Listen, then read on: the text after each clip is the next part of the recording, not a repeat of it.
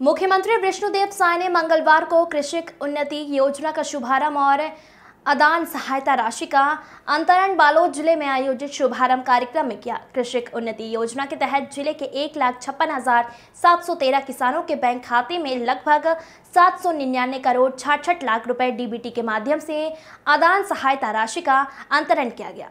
बलौदा बाजार स्थित sports stadium में आयोजित जिला स्तरीय कार्यक्रम में राजस्व और आपदा प्रबंधन मंत्री टंकराम वर्मा मुख्य अतिथि के तौर पर शामिल हुए। मुख्यमंत्री से जिला मुख्यालय और जनपद मुख्यालय वर्चुअली जुड़े थे। कार्यक्रम को संबोधित करते हुए मंत्री वर्मा ने कहा कि आज का दिन ऐतिहासिक और गौरवपूर्ण है, जिसमें किसानों को आदान सहायता के रूप में बड़ी राशि का अंतरण किया गया है।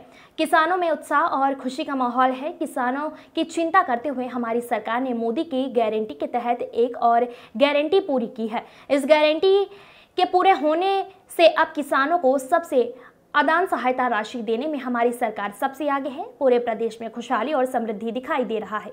उन्होंने कहा कि पिछले 10 मार्च को ही प्रदेश के लगभग 70 लाख महिलाओं के खाते में 1,000 रुपए महतारी वंदन योजना की पहली किश्त का अंतरण किया गया है। इस अवसर पर जिला पंचायत